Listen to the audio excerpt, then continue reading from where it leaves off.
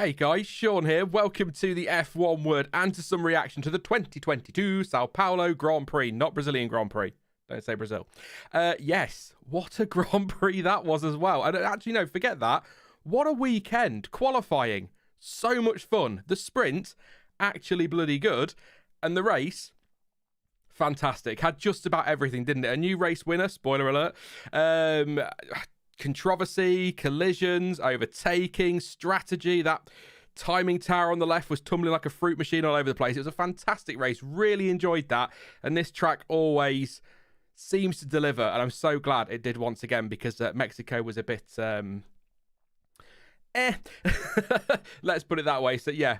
Brilliant. Really, really enjoyed that one. Good evening to everybody, or morning, afternoon, wherever you are. Hope you're all well. I've got a new guest with me today, which I'll get into in just a moment. We're going to fly through the order as we always do, but we'll try and do it as super quickly as we can, so we can get to some of the more controversial topics of the race and the weekend as a whole. And of course, just one more to go in 2022. Sad face. I know there's some people out there that genuinely can't wait for this season to end, but you'll miss it. Come the middle of December, you'll miss it. Definitely. Let's kick the stream off, though, by saying a very good evening and welcome to the channel to Will from FP1 Will. Good evening, mate. It's been I've been wanting you on for a while, so I'm so glad you're here. And what a race to debut on. Yeah, hello, Sean. Hello, everybody. What a race as well. We've got a lot to talk about, I think, haven't we? I mean, I messaged you, didn't I, after about the second lap, and I was like, well, you've picked a good one, mate. And then I thought, went a bit quiet, and then it all kicked off again. So I was kind of like, yeah, we've got a good one for Will. Will for Brazil. We just said a few weeks ago. Bit of a cheesy rhyme. Before we get into it, though, Will, because there'll be lots of people that are subscribed to you, but those who aren't, just let them know quickly what you do, mate. I think it's the only way to describe it is a to and fro battle between myself and the poor souls that moderate all the YouTube content that goes out there, as I try and not cancel myself. Basically, I talk about the Formula One races and take the mick out of them. So if you're into that sort of stuff, I think you put the link in the description. So thank you for that.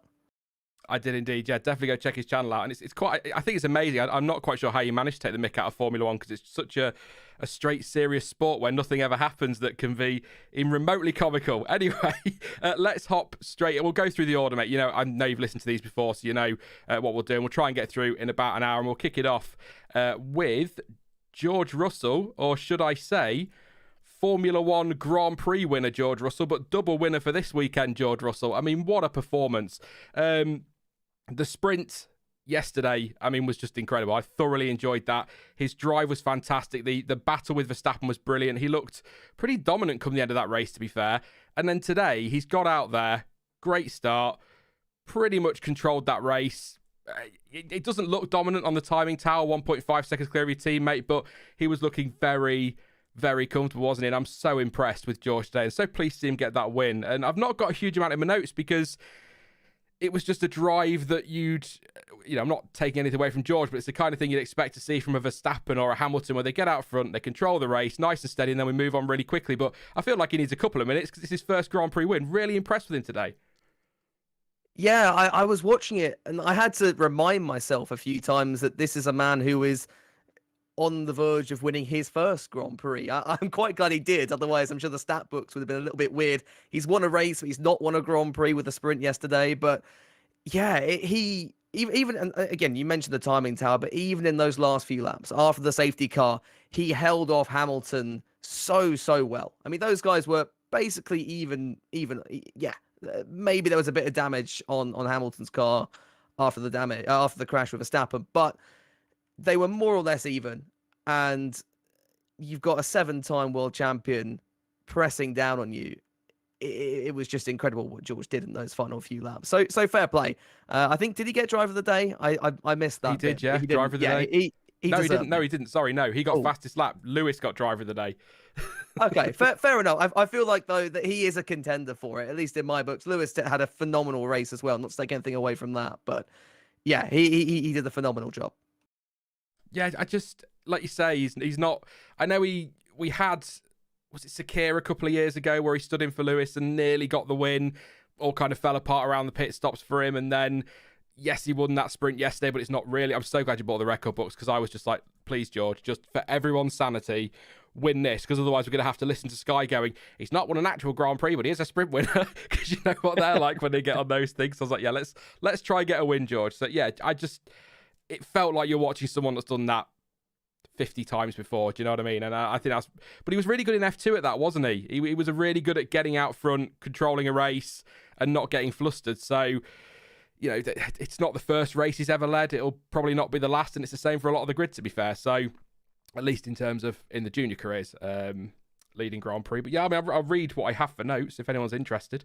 Pitted at the end of lap 24 for the mediums, pitted at the end of lap 49 for the softs, and just out ahead of Carlos Sainz, which kind of summed his race up. I must say, really pleased though that Mercedes let them race. I know you've brought up Hamilton's damage. I guess Hamilton in a minute, but I think part of me thought with my F1 manager team head on, which is where we're all getting experience from now, I was thinking just call team orders, get the 1-2. You've not won a race all year.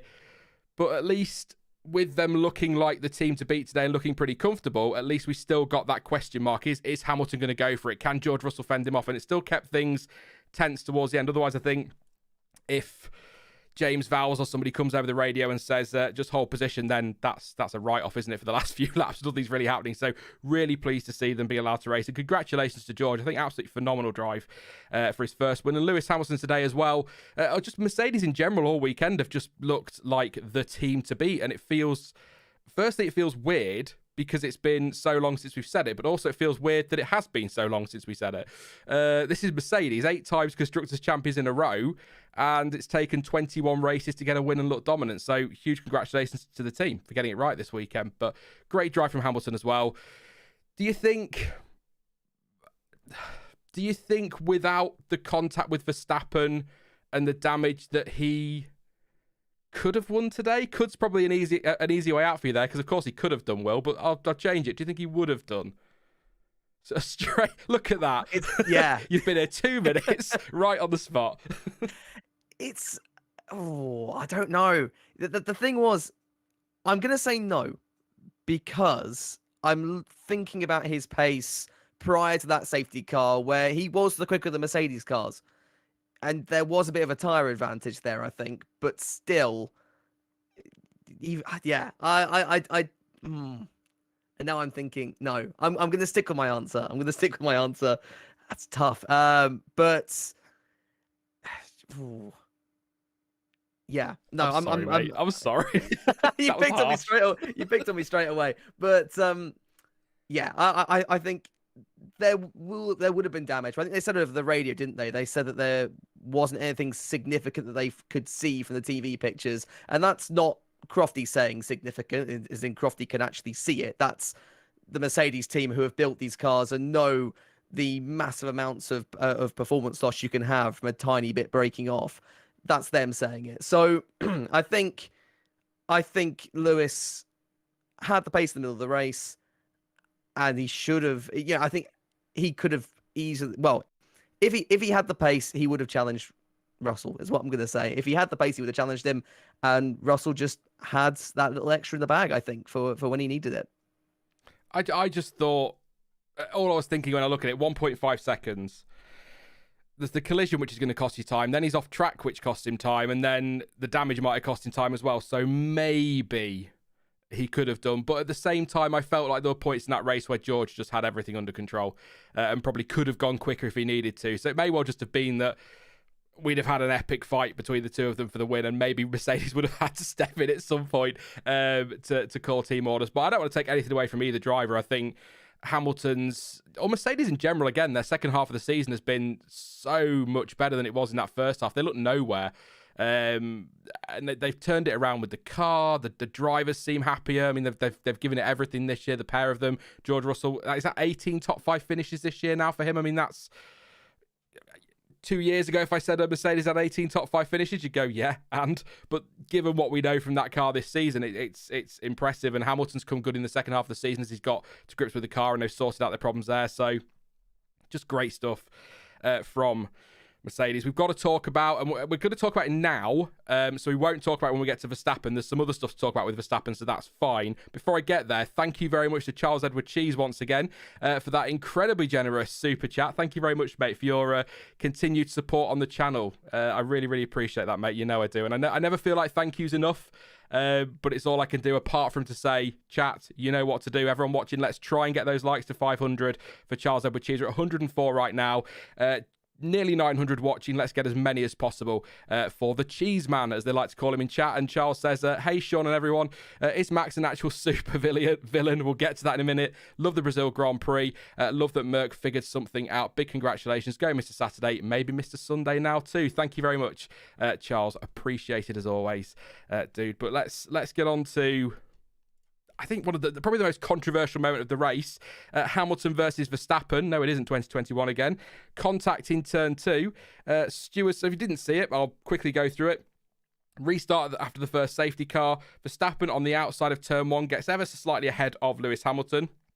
Hamilton then, inside line, comes back and is back ahead. Max Verstappen about halfway alongside certainly going into a gap that was always going to disappear, a bit of a wedge. Hamilton comes across, there's a bit of contact, or quite hefty contact. Both go straight off into the runoff area. Hamilton further than Verstappen. Damage to Verstappen's front wing. He has to pit, and probably damage to Hamilton's floor as well.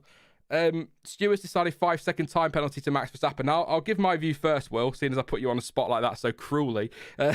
So I'll give mine first. When I watched it live, I felt genuinely racing incident because, and this is going to get me in trouble again straight away, it's the view I have of Monza last year. Both drivers have gone into that.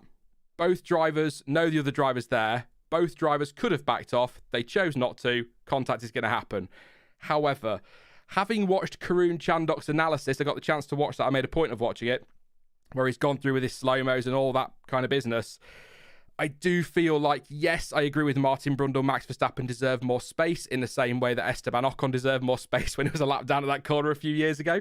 But it's a gap that's always going to disappear.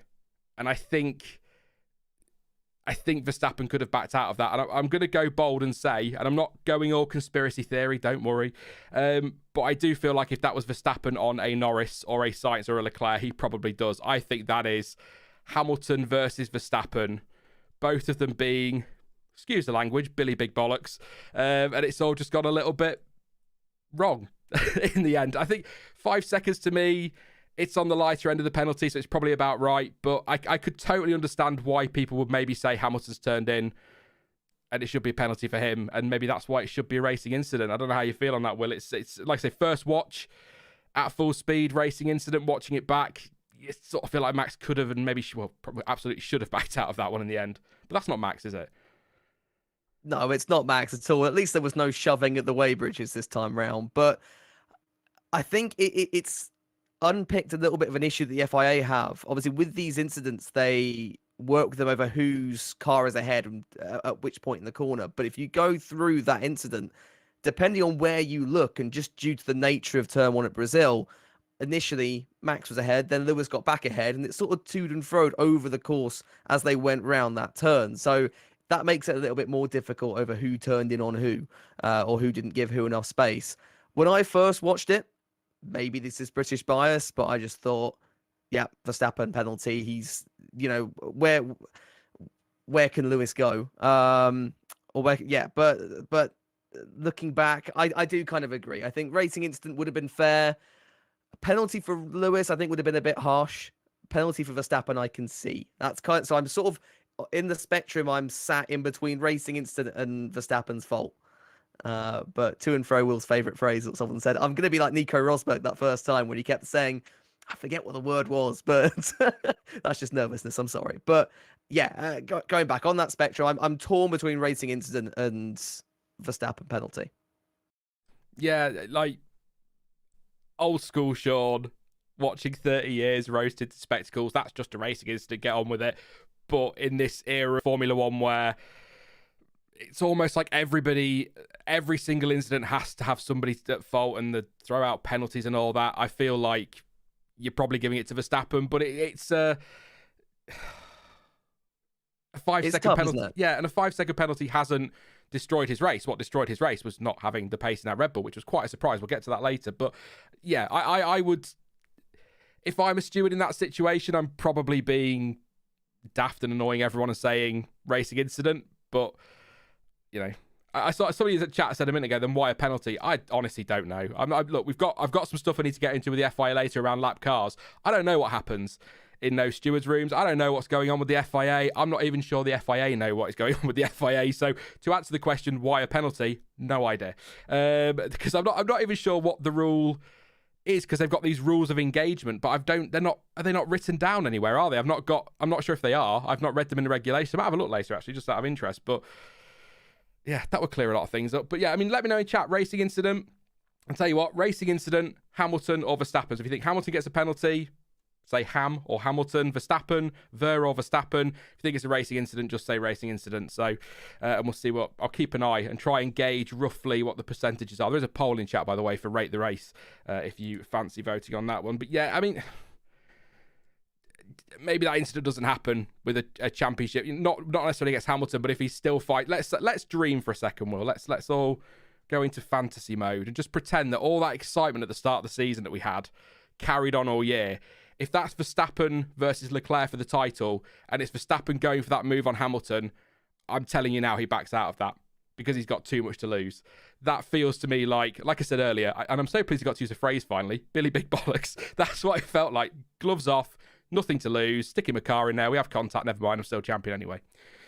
Maybe I'm wrong, I don't know. Just have a quick look at chat, see what you guys are saying. Super quick. I'm not going to read names out. We'll do that later when we'll do shout outs when we do driver of the day. Hamilton, Verstappen, racing incident, Verstappen, racing incident, Hamilton, racing incident, Verstappen, Hamilton, Verstappen, racing incident, incident, Verstappen. A lot of racing incidents. Verstappen, Hamilton, a few saying Hamilton, but it looks mostly to be Verstappen or racing incident, which kind of what we said, to be fair, Will. If we mean, that's kind of what we're leaning towards. So, yeah, it's a tricky one. Thank you as well to Rixis for your super chat. Says, new face in RR, throw money at them. Great weekend, Brazil delivers. Thank you so much for your super chat, mate. Massively appreciated. I won't go into it too much. We might touch on it again with Verstappen, but it's something I've said a few times on these streams in the last few weeks. I don't want to dwell on these things for too long because that's when controversy starts, because I waffle, I say something I shouldn't say, I upset somebody, and then that's the end of that. And I think sometimes after a race, something happens, a decision is made, you talk about it quickly, and then you move on, because otherwise we end up talking about things 12 months after they've happened. When have we ever done that? That was actually not a dig at Abu Dhabi, but I realise that's going to be the thing that gets me in trouble now in the comments. So let's roll on. But yeah, great drive from Hamilton. Great drive from Russell as well. Just going to double check. Did question actually Hamilton why they pulled him in, but when they did on lap 48 or the end of lap 48, and that was to cover off Perez. And I think when he sees that back, he's going to know exactly why they did that. That was very close with checkout in the end, or would have been very close. Probably would have got jumped. I think he had the pace though, to be fair. Carlos Sainz and Charles Leclerc, third and fourth. Carlos Sainz, cracking drive today from Carlos. I think lots of, particularly, I think it was on Alex Albon around the outside of turn 9. Fantastic move. Yes, on fresher tyres, but still a great move. And some really up and down the field, some unorthodox overtaking, which was nice to see. But Carlos just seemed to be on it today. Fantastic pace. Not quite enough to beat the Mercedes. Lots of overtaking. Did have a little issue early on with a tear-off getting caught in his rear. I think it was his right rear, which started to cause that to smoke his brakes, which was a little bit concerning, but they managed to pit him. That did put him out of sync with strategy, which is a shame. But I think he's got to be happy with that. Carlos Sainz, really great drive. Charles Leclerc as well. Disappointing in qualifying on Friday. Came back in the sprint. Good racing today. Some frustration with Ferrari strategy on Friday as well, of course. To bounce back as well, both drivers is the kind of the point I'm making here, because Carlos Sainz had his 5-place grid drop, and then Charles Leclerc was hit by Lando Norris on the restart lap, wasn't he, after the safety car, which put him in the wall, damaged his front wing, he pitted. So to recover to fourth and Sainz to come back through to third, that's great for Ferrari, because there was a point in this race with Mercedes looking on for a 1-2 or a 1-3, where Ferrari looked in real danger in the Constructors' Championship. So to turn that around, I'm really impressed, actually, to be fair. And it's not often we say that about Ferrari this season, so credit where credit is due. Yeah, but I feel like Sainz had the most underrated drive, maybe next to Alonso, which I'm sure we'll get onto later. But yeah, given what happened with his brake ducts, there was a tear off, wasn't it, that got caught in the right rear. He was absolutely screwed on strategy. And then Ferrari did something which I've not seen Ferrari do for a very long time, and actually react well to their initial plan not going well. It didn't get to plan Z or anything like that. They responded very, very well and sort of calmed down. And it's what we should have been seeing right from the start of the year. And I think if we had seen that, we would have had a much tighter championship. So it's, especially given what happened on Friday and Saturday, a good sign for the future, I think, from the Ferrari strategy side of things. This is a good day for them. They can take it away. They can have a piece of cake or whatever they want to do and just try and do that every single race now. And pray that they can sort their strategy issues out. Yeah, still baffles me. I mean, they've been around in F1 forever. I mean, quite literally. And we still have these moments, but it's Ferrari. We'll give them credit today. I agree. I think that they recovered well there. Something's mentioned on Charles Leclerc, actually.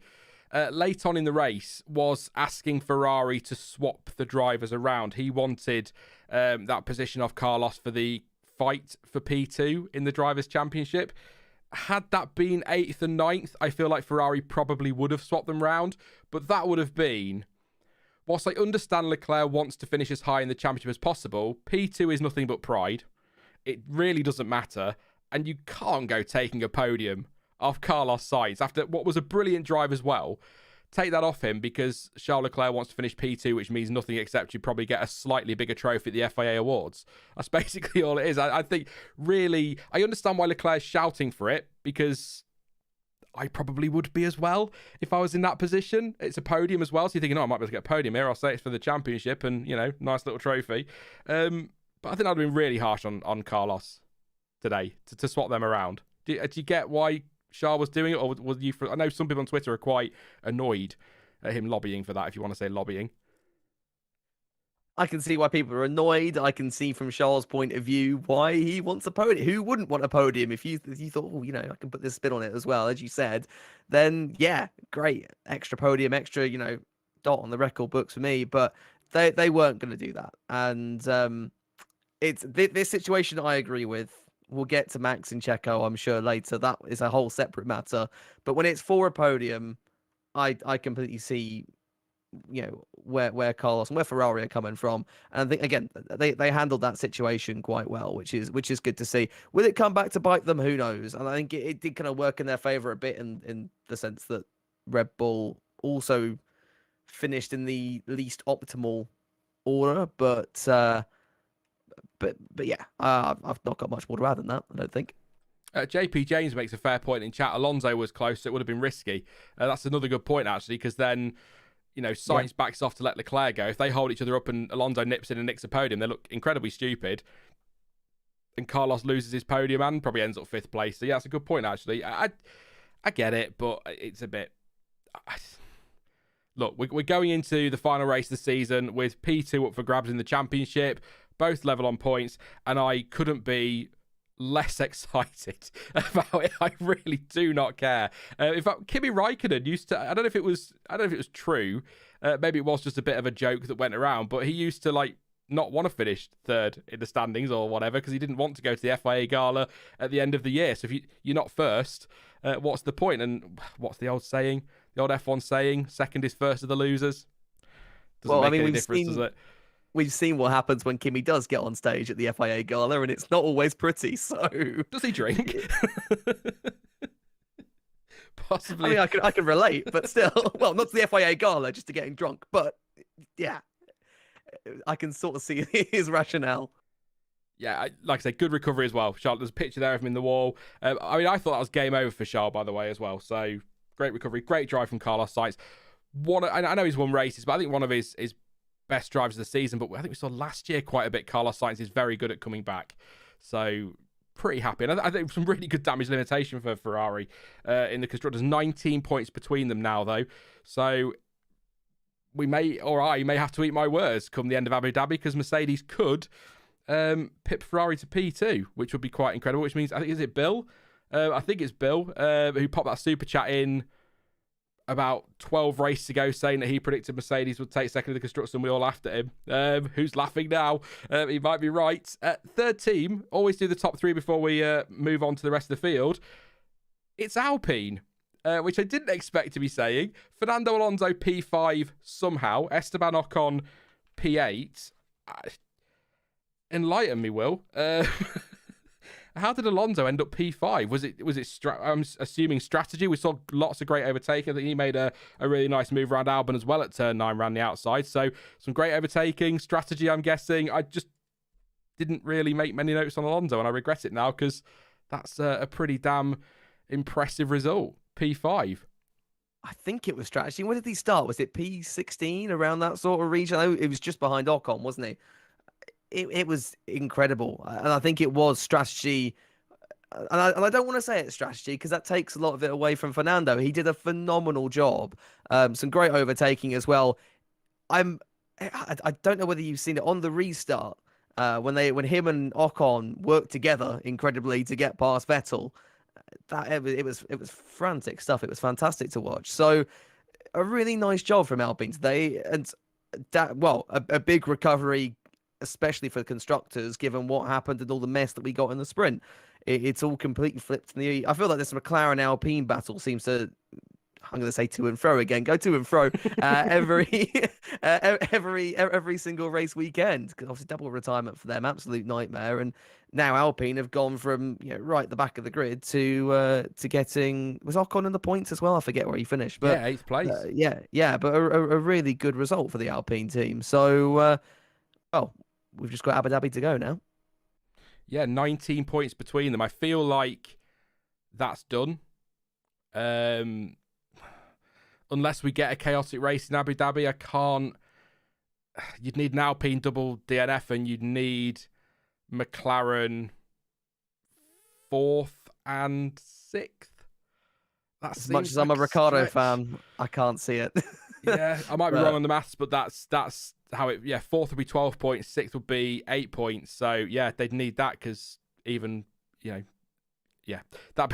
I don't know. It's unlikely, is what I'm saying. But you never know. You never know. A couple people in chat point out Alonso got a cheap safety car pit stop. He did indeed, didn't he? Yes. Because I remember Sky talking about that was what they needed. So that's what's helped him out there. But like I say, not just strategy. The overtaking we saw from him. He was another one with some unorthodox moves. I think he tried a few in.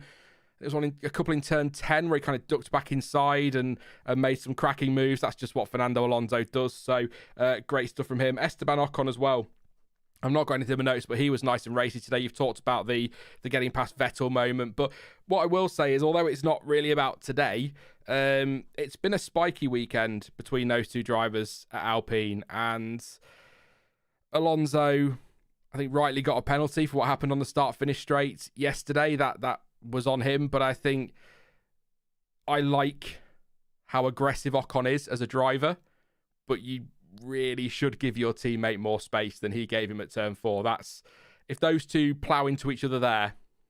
I was going to say they're up at the back of the field, but they were pretty much there anyway and still finished 5th and 8th. So who knows? But that could have been very costly for them financially and in terms of points in the championship. So you just got to leave your teammate a bit more space. But I like Ocon's aggression against other drivers, but I think against your teammate, you've just got to be a bit more careful. 5 points between them now. Ocon's led that battle most of the season. Alonso might pip him for it, which will keep Alonso fans happy, I'm sure. But yeah, I mean, just look, great weekend in terms of results for Alpine. But I think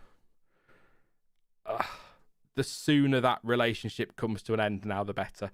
The drivers clearly aren't getting on track. I think I feel like there's some spikiness behind the scenes. I feel like there's been some digs at each other between team bosses or team boss and Alonso this weekend. And I don't know. Let's let them move on. Cannot wait for Alonso versus Stroll next year.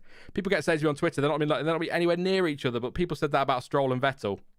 So they had pretty much a pretty dramatic moment earlier in the weekend, and over the course of this season they've been close too. But great stuff for Alpine. Most importantly for that Constructors' Championship with McLaren, because I think that's looking good now. We'll get to McLaren later.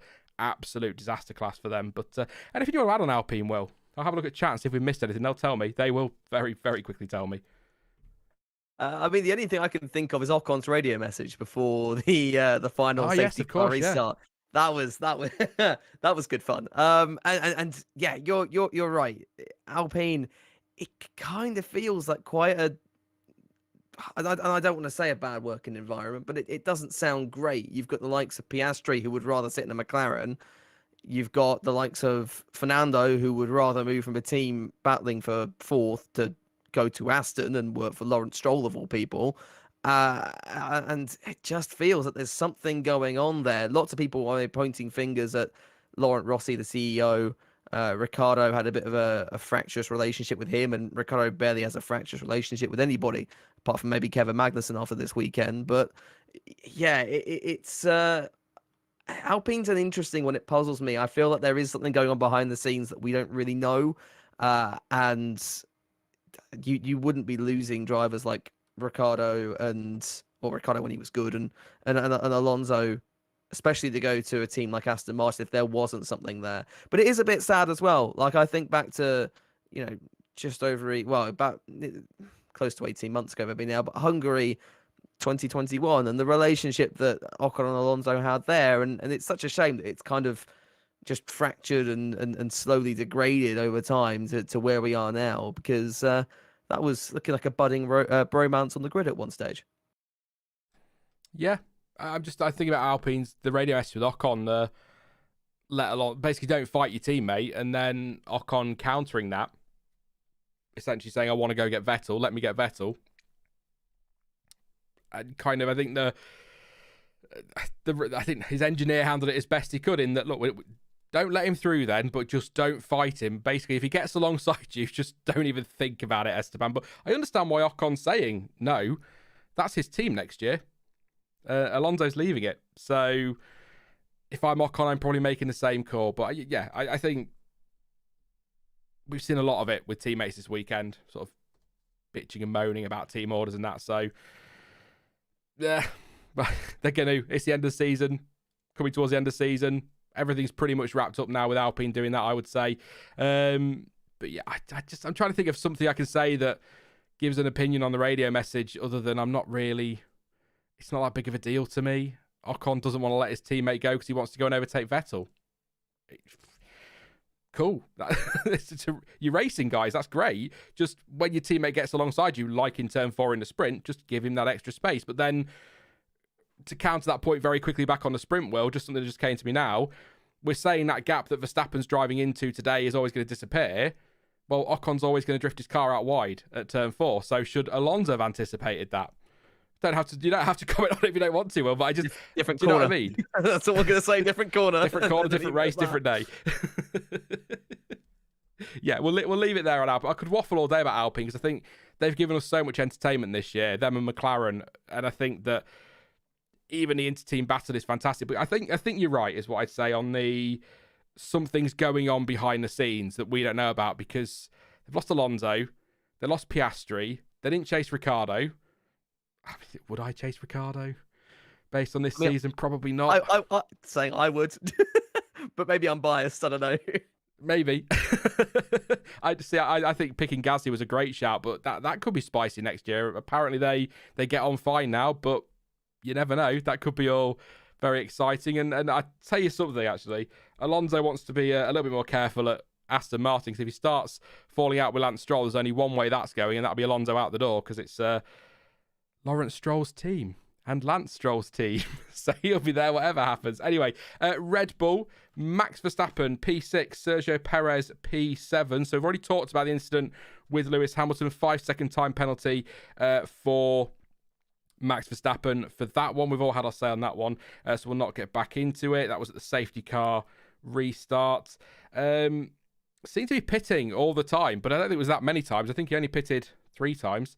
1, 2, 3, but it feels like he was in 6 or 7 times, but he wasn't. Interesting enough, in his sort of his middle stint, I suppose you could call it. After his second stop, he went onto the used softs, which I think was a smart call from Red Bull, because I think they had 8 laps on them, something like that.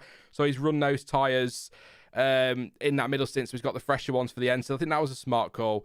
But really, a couple of slow pit stop as well, obviously, with the nose change, which was 10-second stop, quick for a nose change, slow for a pit stop, if that makes sense, and then a 10.9-second stop when he served his 5-second penalty. So that stop was still 5.9 seconds in itself. So not the best of days for a team that usually excel on the pit stop time front, I suppose I'm going to put it. But aside from that incident with Lewis Hamilton, the next big controversy with Max Verstappen is with Red Bull, really, is that he was allowed to overtake Sergio Perez to go and chase after Fernando Alonso and Charles Leclerc.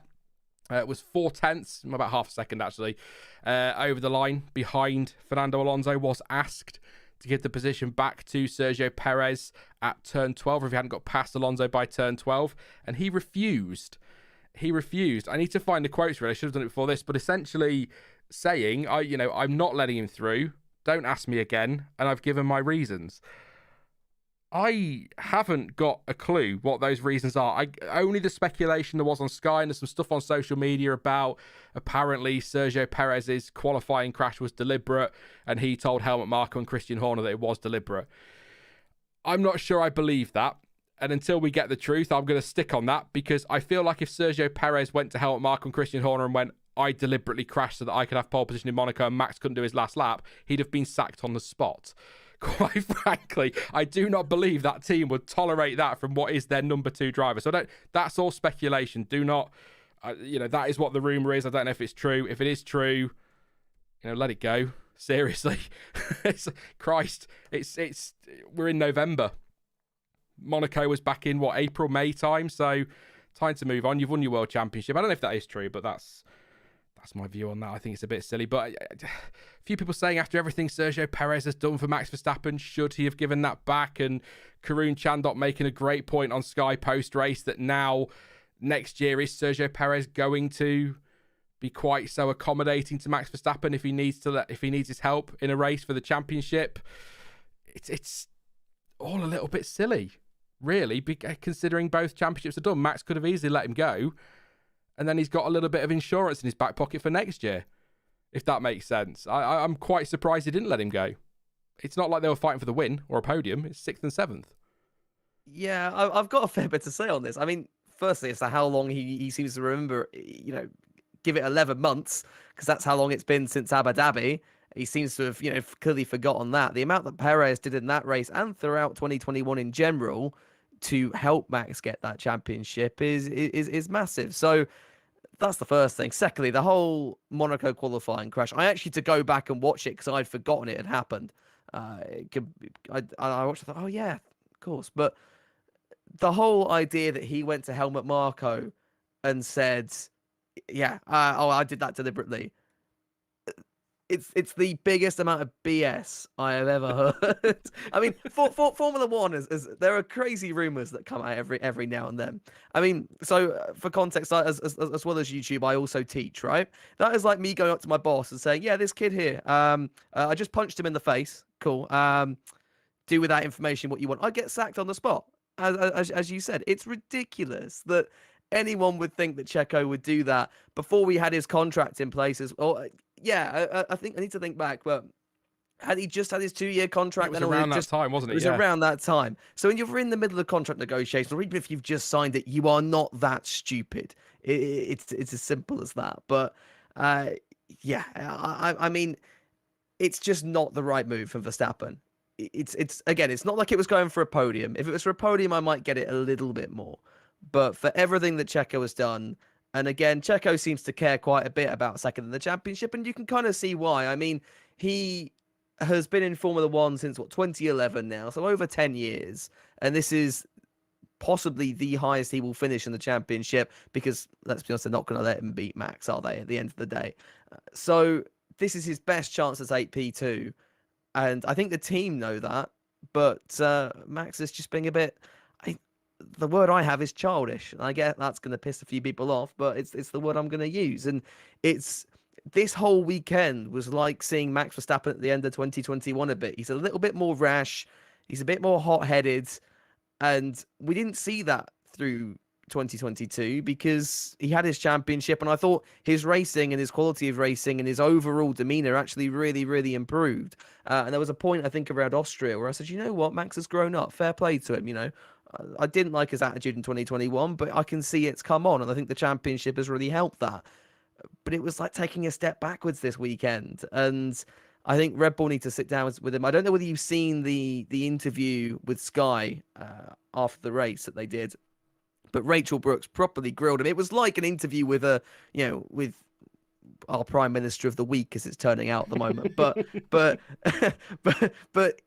Rachel was grilling him, and she was just getting nothing in terms of the responses. So, yeah, I think there'll be a lot of talking. It wouldn't surprise me if Max gets a bit of a telling off behind the scenes. But to try and blame it on Monaco, whether that's speculation or not, I think that's rubbish. Really, it's a rubbish excuse. I mean, Checo might have spun on purpose, but there's no way he's telling Helmut Marko that. I mean, Seriously? even if he did, it's a stupid spin, especially if you watch it back again. If you're gonna crash at Monaco, you do what Rosberg did and you go down the escape road. Or if you're Whoa, gonna I'm hit the locking up. barrier, Whoa, yeah, or you nudge the front of the car into the barrier. You do not touch the rear of the car. And the problem of that is looking at Leclerc back in was it 2020? Yeah, no, hang on, was it 2021? 2021 when he couldn't start the race because of that qualifying crash because he damaged his gearbox. You don't take that risk. It doesn't make any sense to me. So any sense of that Monaco crash being on purpose is BS. There'll be a lot of people annoyed that I'm being quite laughy about it or whatever, and find it all a bit silly. But again, it's kind of like the incident with Hamilton and Verstappen. If this is for a championship or something like that, then I'd be a lot more angry and heated about it. But the fact it's for 6th and 7th and ultimately 2nd in the championship, it doesn't really matter. It's just what it could mean in the future now is what intrigues me more. Like I say, if Checo's asked halfway through next year to get out of the way, what if he turns around and says, no, I won't do that, and I've given you my reasons why? Exactly. Verstappen could need him. So I think,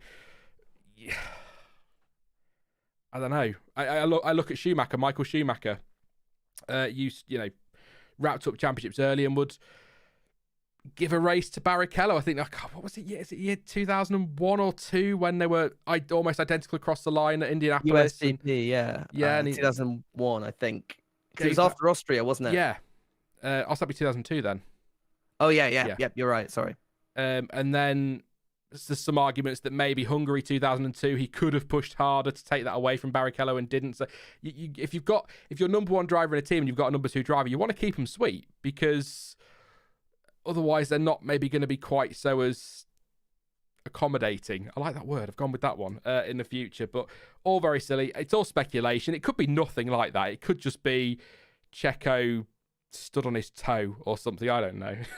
And if it's that, get out. That's pathetic. But it could be something completely different is the point I'm making. But I don't know. Let me know what you think in chat, in the comments afterwards. Should Max have given that back? I can't be a hypocrite. So the argument could be it's a team order, do as you're told. However, I'm also very much on the side and have been all the time on this channel of Sebastian Vettel in Malaysia and the whole multi-21 thing. So I can't sit here and then be like, oh, we should have let him go, because that makes me a hypocrite. Listen to team orders, you have to. But multi-21 was fine. I promise it won't be too controversial with things tonight, but here we are. We go with it. You brought me on. Hold on a second. Whoa. Shuey crashed on quali in Monaco, didn't he? Yes, he did, Clansub. Yeah, I saw the Tom, is it Coronel, statement on Dutch TV saying that Monaco thing is true, but take that with a pinch of salt. Yeah, I wouldn't. The key phrase you said there was on Dutch TV. Well, the key phrase was Tom Coronel, to be honest. He followed me back on Twitter the other day. He doesn't follow me anymore. He's back on that one. But yeah, we'll move on from Red Bull, I think. Well, Perez actually in general today, rather than just a controversy. I feel like, first of all, Max Verstappen, great job to recover to P6, which really technically P7, I suppose, but we'll say P6. Recovered to P6 after everything that went on. So I think, considering the pace wasn't there, that's not bad. I did wonder if that safety car late on brought him back into play and it might get a bit dramatic and he might be able to nick a podium or something out of nowhere, but just didn't have the speed today. Sergio Perez, though, maybe it is more to do with the car this weekend, but I feel like we've said this a couple of times about Checo this year. Just didn't seem to have the pace to challenge and never looked like he was ever going to threaten Mercedes. Again, that could be the car, but I think it's quite obvious. And to any Mexican fans, Sergio Perez fans out there, I'm a big Checo fan. I've fought his corner on this channel plenty of times, and I will continue to. I think he's far better than some people were giving credit for. But, the gap between Verstappen and Perez is glaringly obvious, I think, in those two cars. It's not a great surprise because he's not on Verstappen's level. But as soon as Verstappen's out of that out of the running for the win. You kind of want Checo to be up there to take the fight, but he just doesn't quite have enough. And yes, it could be the car this weekend, but the point I'm making is we've said that a few times this season. So maybe that's something he can work on next year. Maybe if he feels better in next year's car, that will help him. But I don't think a terrible... It is a terrible race from Red Bull, isn't it? 6th and 7th. When you think of where they've been this season, I know there are reasons, Verstappen's incident with Hamilton, Perez on the medium tyre didn't have the tyres he needed, the quicker tyre. Given where they've been this season, that is a pretty disappointing and miserable way for that streak of wins to come to an end, I guess is what I'm saying. You go out with a fight, guys. be second and third. Give us a scrap. I don't know. I don't know what I'm trying to say, but disappointed with Red Bull this weekend. I think Ferrari were good. Mercedes were very good. Alpine were fantastic. So let's move on to Alfa Romeo. 9th, yeah, we are, aren't we? Alfa Romeo. 9th place for Bottas, 12th for Zhou Guanyu. My notes on Bottas will be sparse because they always are. In fact, they are invisible. There's nothing there. Poor Valtteri. But the problem with Valtteri Bottas is he's one of those drivers that 9 times out of 10 just gets on with it. You don't hear much over the radio. You don't see much drama. You don't see much controversy. He just gets moves done, carries out his race as effectively as he can. The team can get the strategy right. And unless his car blows up or he sticks it in the gravel like in Kota, you don't really see a lot of him. So it's not that I'm avoiding Bottas. It's just he gets on with it quite quietly. I did put Zhou down for a 4-second stop on lap 38, but I can read you some press release because Alfa Romeo have sent their one out. So I'll read you what Bottas has said. I feel like it's weird that I'm on Alfa Romeo, but it's because Alpine were where they were. But anyway, Bottas is happy about today's race and happy as a team. Everyone did a good job. I go from 14th on the grid to 9th at the flag. Definitely classes as a good result. We could have been even higher, but the safety car at the end didn't really play in our favour. It cancelled the advantage we had on the cars behind us and it left us exposed. Still, we scored more points over our direct rivals, so we cannot complain too much. And he enjoyed himself today. And Zhou says, overall, we can be quite happy about the weekend, especially when you look at how we started compared to where we finished. Our focus was to maximise the team's potential, and I'm confident we've managed that still. Today has been a bit difficult on my part. Drink system straw was stuck in his helmet. Well, that sounds painful. I assume he means crash helmet, sorry. His drink...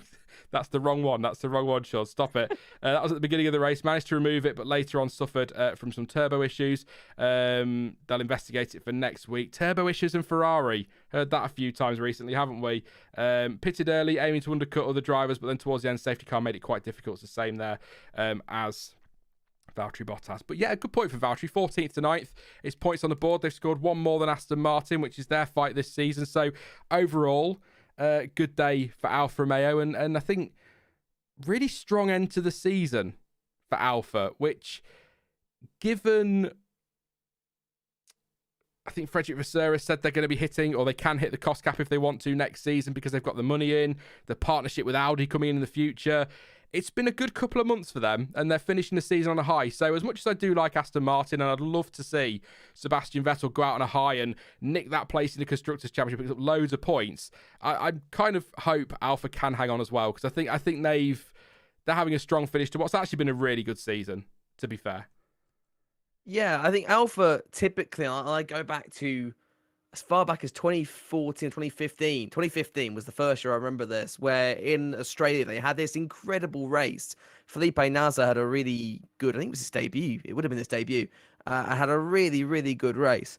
And then after that, they were just nowhere. And we were sort of used to seeing that from Sauber, where they'll start a season and then slowly fade out. And I'm not sure, maybe it is because of the cost cap and the way teams are limited now, but themselves and Aston Martin, well, they've really brought themselves back. And they are sort of those sort of silent killers in the sense where, Bottas P9, great. Hang on, wait, he was P9. You don't really expect it from him. It's good for Bottas as well because he has had a bit of a rough middle of the season, I think, and the spin in Austin kind of summed how his second half of the year was going, be it retirements that were mainly the team's fault, but with the engine. But yeah, it's good for him to have a good race sort of towards the end of the season now, and build that momentum up maybe for the start of next year. But I agree. I do think that Sauber team, obviously, do they stop being Alfa Romeo at the end of this year or the end of next year? I can't remember. Year. End of next year. So we got one more year of Alfa. Then they are just going to be Sauber for a bit, aren't they? Before Audi come in, but they are a team to really keep an eye on. And I sort of get vibes similar to how Red Bull were in the very early days, like 2005, 2006, when they were pretty much a backmarker when they first joined the sport. Like them and Toro Rosso in their first few years were more or less on pace with each other. So I can see that team going further, but it's just with how tight that midfield is now. Teams like Alfa and Aston, they're not slow at all. It's just so tight that they will end up sometimes down there in P14, 15. You think, oh, not a great race, but it's so close there at the moment. Yeah, I think in that midfield, you need to look less at the position and more at the time, if that makes sense, because you'll often see sort of a driver gets knocked out in qualifying in 16th, but they're 0.02 of a second off 12th or something like that. You're like, wow, that was close. Yeah, I think I agree in that midfield. It is crazy close, but great result for Alfa Romeo this weekend. I'll do Aston Martin, then I'll do Super Chats. My things on Streamlabs have just refreshed, so apologies to those who did the Super Chats, but I'll just do Aston Martin super quickly. Lance Stroll P10 today, and Sebastian Vettel P11, which is...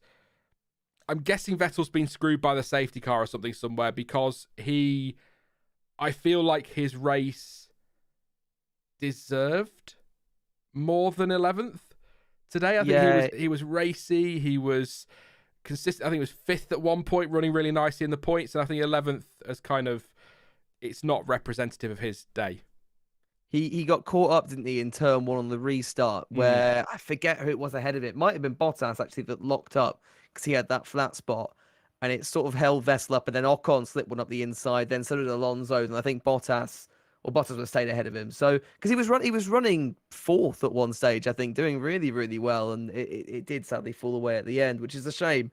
I'm not too sure how he ends up behind his teammate. I wonder if Lance got another one of those free pit stops onto the safety car or something. But yeah, it's a shame. It, as you said, not really reflective of how good Seb was, because I honestly think he was miles ahead of Stroll this weekend. I didn't think much of Stroll throughout practice and throughout quality and throughout the sprint. It looked like Seb was just on one, and yeah, just sadly falling away at the end for him. Richard in chat says Vettel ran out of softs. Sandra said Vettel didn't have any softs left and pitted for mediums a few laps before the safety car. So I'll read the press release in a minute just to get some quotes off them, but that's roughly maybe what's happened there. But yeah, I think Seb was great today.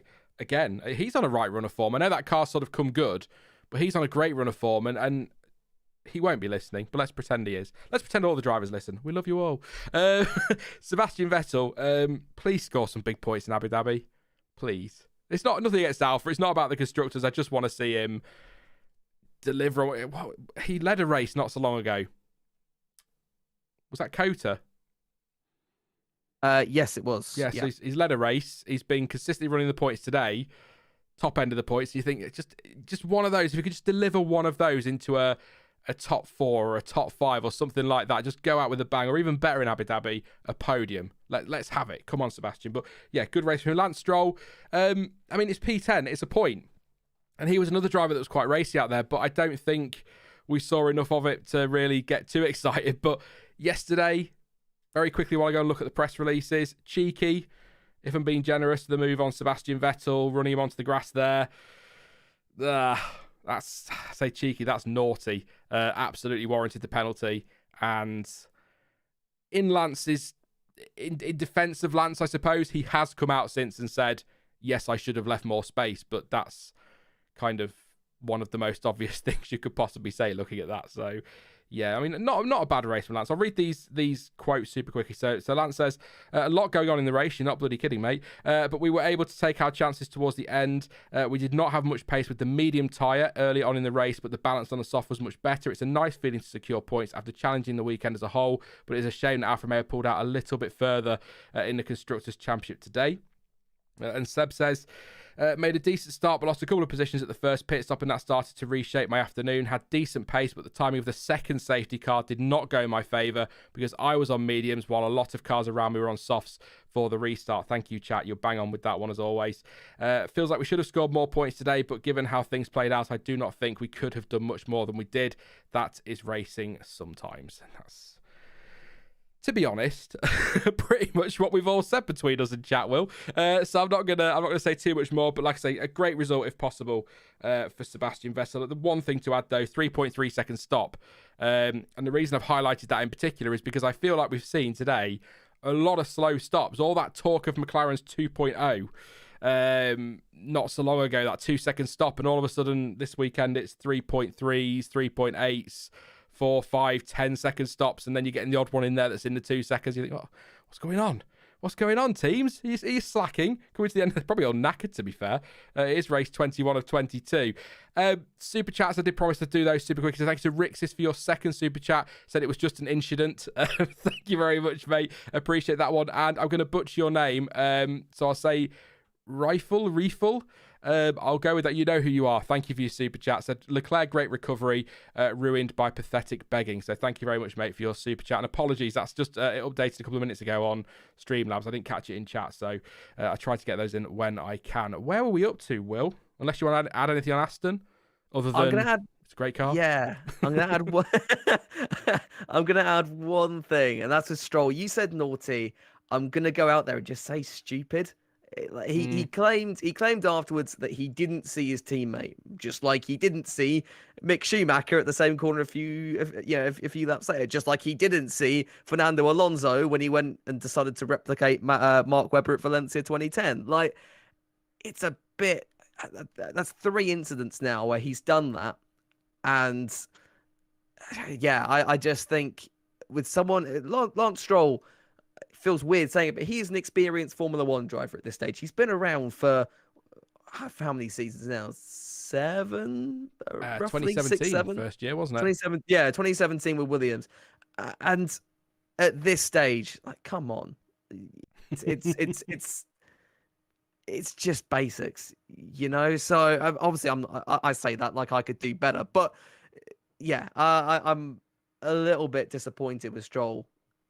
Not just this weekend, but just over the last few races, he's made some stupid mistakes just when trying to racing other cars, and it kind of makes me wish that the Astons were rubbish again, so we didn't have to endanger the rest of the field. But you know, he's usually quite good at getting out of the way of the front runners when they come to lap him. But yeah, just clumsy and again stupid from Stroll today.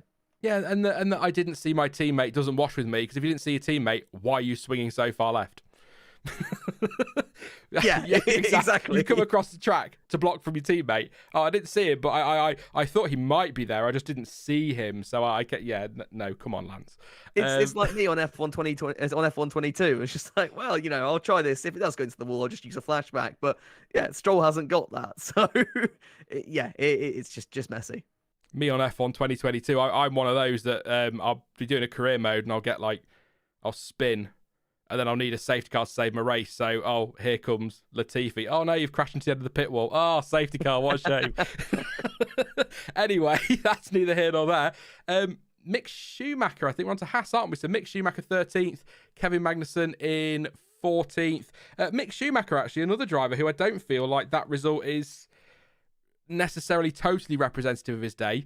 Was running, running close to the points. He wasn't that far off the points in 13th place. 6 seconds? So it wasn't a million miles away. It's quite a bit in that midfield, to be fair, though, having said that. But I feel like he was on the tail end of the points, was going to pick something up today. Great recovery yesterday. 20th on the grid after qualifying, and to come through to P12 in the sprint. I know it was chaos all over the place, but I mean, still fantastic for him. But P13 today, not all that great, I suppose, in the end, which is a shame. I'll go and check press release in a minute. Could be another one caught out by safety car. Kevin Magnussen, DNF for him. I feel for him. Ricciardo's gone in, stuck it up the inside. Not even stuck it up the inside, as he's tagged his rear wheel, sent him to a spin. Kevin Magnussen's done the right thing, trying to get out of the way of traffic, let the car roll down, and Ricciardo's decided to go behind him and clunk. I don't put any of that. Yes, he could have slammed the brakes on and sat in the middle of the track, but no driver's ever going to do that. Your instinct is, shit, I need to get out of the way as quickly as possible. So letting it roll back was the right thing to do. But I put that 100% in Ricciardo's door. Doesn't look like it's going to be a penalty. I'll just have a double check. But I think it was being investigated. Oh, there we go. It is in. 1 second. 3-place grid drop next time out, 2 penalty points. We'll talk about that in a moment when we get to Danny Ricciardo. But such a shame because Kevin Magnussen is a pole sitter. Pole on Friday. I think he raced really well as well in the sprint to lead a couple of laps, despite being in the car that is considerably slower than those around him. To come home P8, get a point. Fantastic. I just wanted him to get some more this afternoon because I felt like his performance deserved it. So we'll never know. But disappointing race, I guess, is what I was saying for Haas. But overall, the weekend, it's going to be one I remember quite fondly because of Friday. Yeah, and breaking news: gunshots have been heard from the Mazepin residents. It's yeah, such a shame. But at least Kevin got his moment in the sun. I'll be honest, I was expecting Kevin to be taken out on lap 1 of the sprint.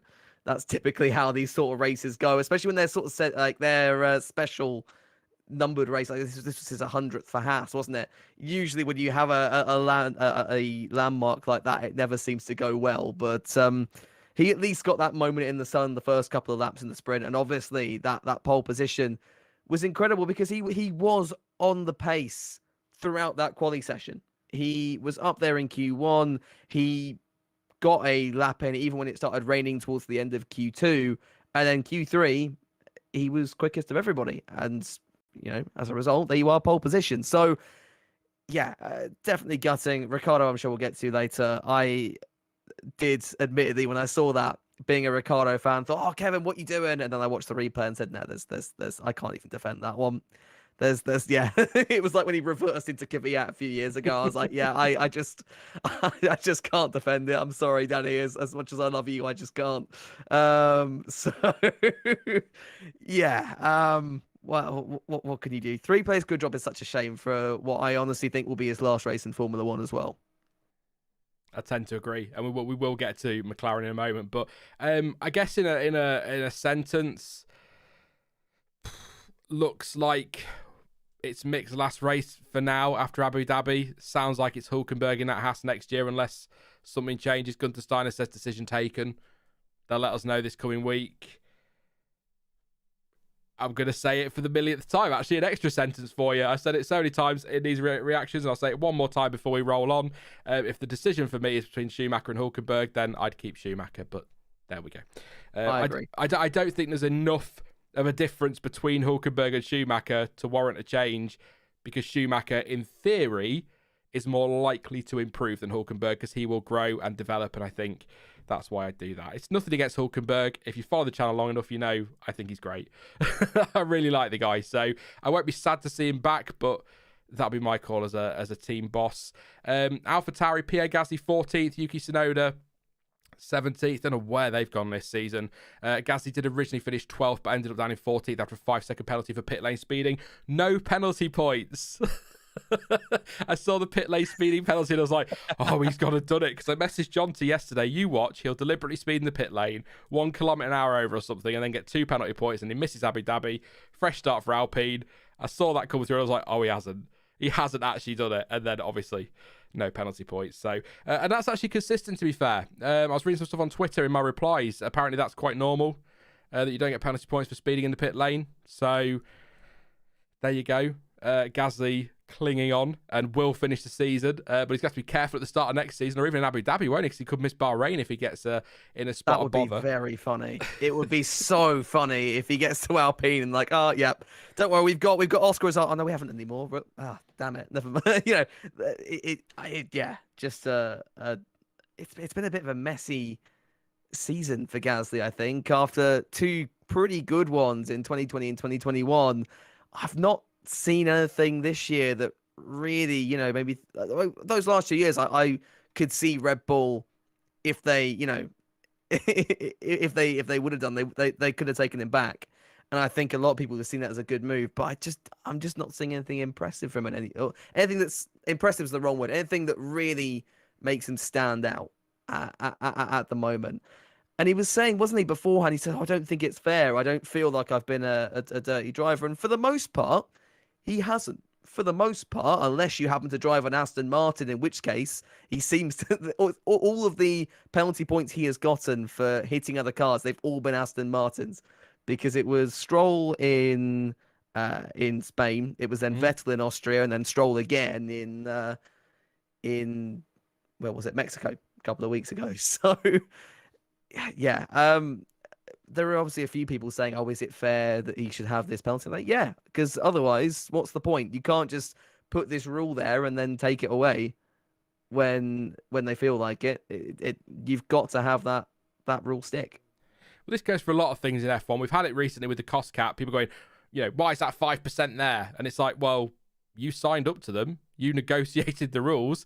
Exactly. So, same with the penalty points. That is what it is. And if it racks up to be 12 and you get a race ban, then kind of tough. Like, not to be awful to him, but I don't think he's been a dirty driver, but it's a penalty point for this, it's 2 for that, and over the course of a year, that's going to add up, and if you get 12, it's a ban.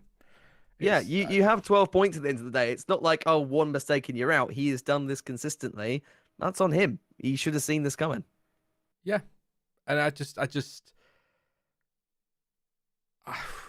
get a bit fed up of teams and drivers that know the rules and sign up to them, then want them changing when they affect them negatively. And people, oh, we need to change the penalty point rules. Why? Oh, because a nice guy's now going to suffer from it. No, sorry. Them's the rules, as the saying goes. Just something on Yuki Tsunoda, forgot to mention, did make changes before the race. So had to start from the pit lane, got a new spec front wing and a new spec rear wing, as well as a same spec floor. So that's a pit lane start for braking part firme. Did say that after the changes, the car felt slightly better, but he still wasn't that comfortable in it, and we didn't have the pace today. Normally you're able to unlap yourself under the safety car, but today I was told to stay in my position, so we ended the day a whole lap behind the pack with no opportunity to make my way forward. And that is a point I want to talk about with AlphaTauri. I nearly forgot. Thank you, Yuki. Lap cars were told to overtake, but the message specifically said car 6 and car 23, which is Nicholas Latifi and Alex Albon. Yuki Tsunoda was also lapped and was not told to unlap himself. Nicholas Latifi had to overtake Tsunoda for position on track to unlap himself, and then Tsunoda decided, I'm going to unlap myself, got halfway through the field or towards the sharp end of the field, then had to back off and let them all go over the line. Considering it's now an automated system and the technology's there to stop what happened 12 months ago from happening, great job. FIA, you've smashed it. It's really good to see they've got all of these little hiccups ironed out in the regulations. Clearly bloody not. I mean, look, Yuki Tsunoda wasn't going to score any big points, really, but he had a chance. You never know in Formula One. Some nice new tyres on, field bunched up. He might have been able to get up to 14th place or something like that. Not a big deal, but it's still a better result than 17th, and that was taken away from him. And you just think, what an oversight. And it's not human error this time, because it's all done by computer, apparently, according to Sky. So there you go.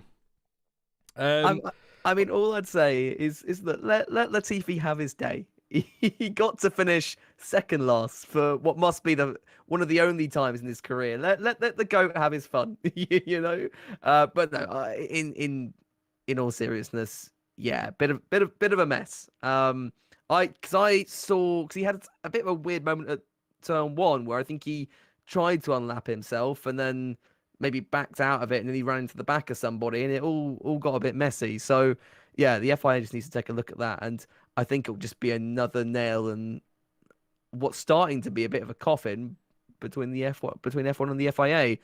I am hearing rumours that relationship is getting more and more fractious, and especially at the time of the Japanese Grand Prix, it was all a case of could F1 go off and do its own thing. I don't think that'll happen, but these sort of instances, these little things keep building up, and yeah, you've got to think, what are the FIA playing at? This unknown racer in chat says FIA explains that because Tsunoda was first in the train, came into the pits early in the safety car period, technically unlapping himself, he moved ahead of the safety car, and so the automated system since Abu Dhabi registered he'd already unlapped himself and couldn't again. That would kind of make sense. So thank you for that, mate. but I sort of think the automated system then should know that he's gone back behind the safety car. Very weird. But essentially what I'm saying is, again, it's not destroyed his day, but that needs to be sorted before we get racing again in either Abu Dhabi or for next season.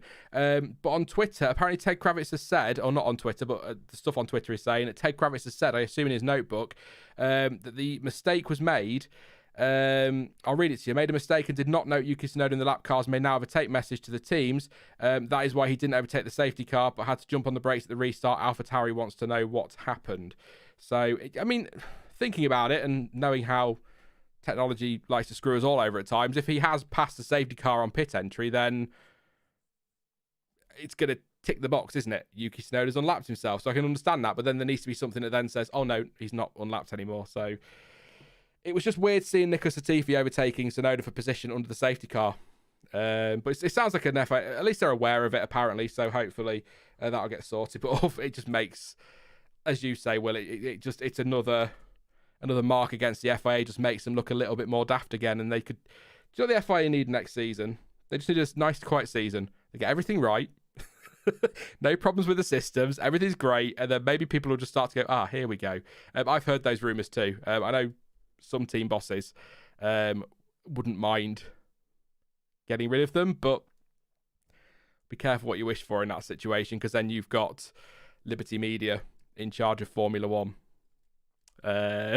And we know some of the things they'd like to do with it. So that's quite a scary thought. Where are we up to? Let's fly through these last couple of teams. We've gone well over an hour, but so much happened today that I wanted to get through. And I've not spoken to Will before, so it's nice to just waffle about other stuff as well while we're going, including crashing people out in F1 22. Alex Albon, 15th. Nico Latifi, 16th.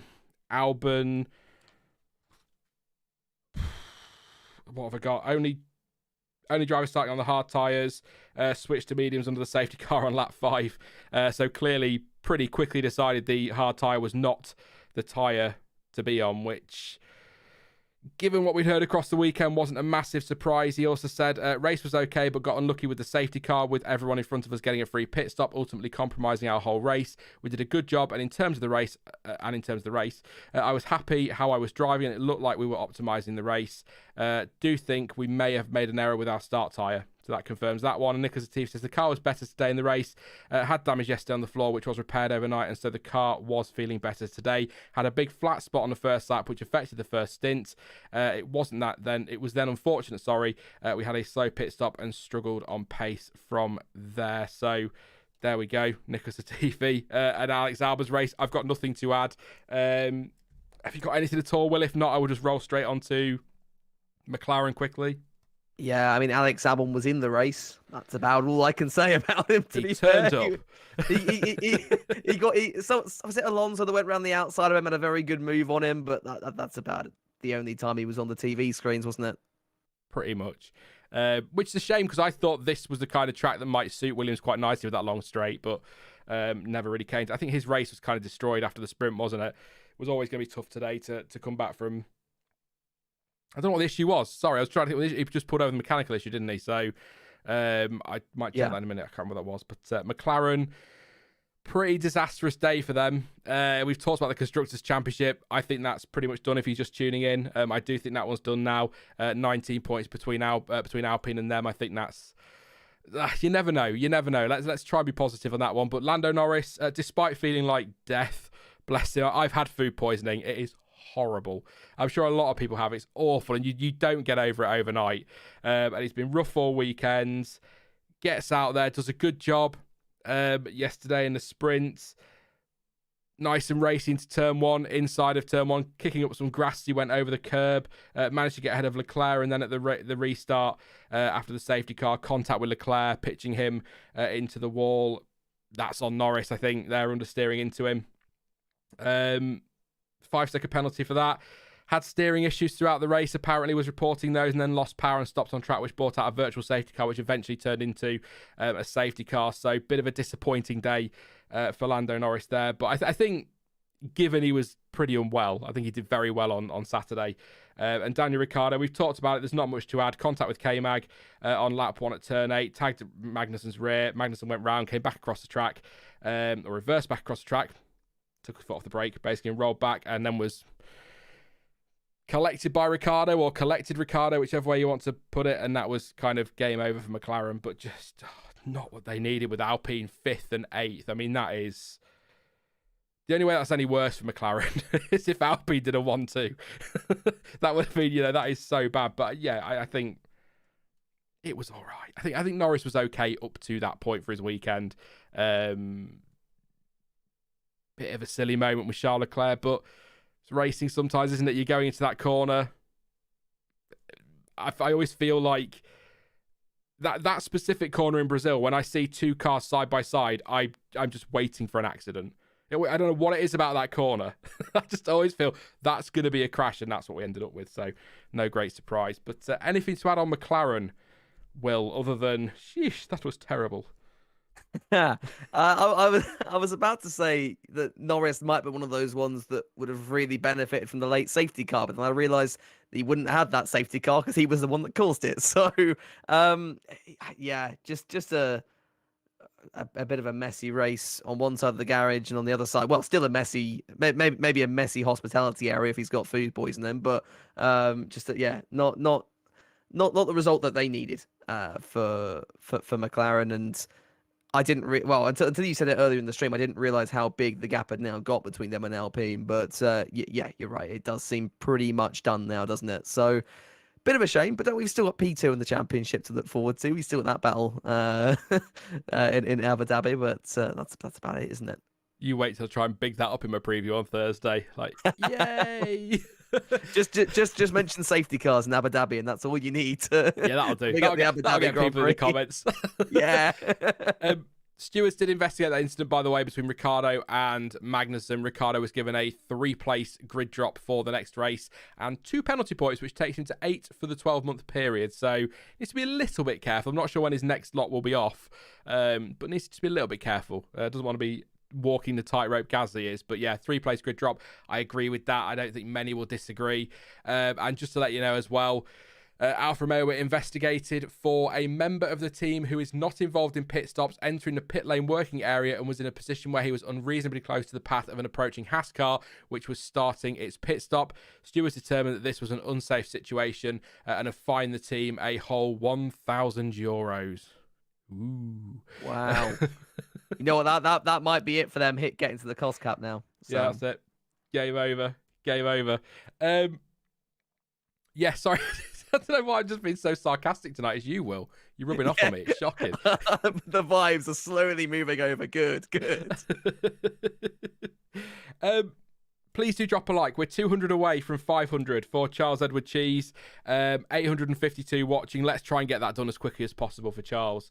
Let's end the season on a high over the next 2 weekends for Charles Edward Cheese and for the channel, obviously, not just for Charles Edward Cheese. Thank you to Pascal as well. I am very happy with 2 points for Alfa Romeo Sauber. Valtteri drove a good race. One last push to secure 6th place. Let's finish this off now. Thank you very much, mate, for your super chat. But driver of the day.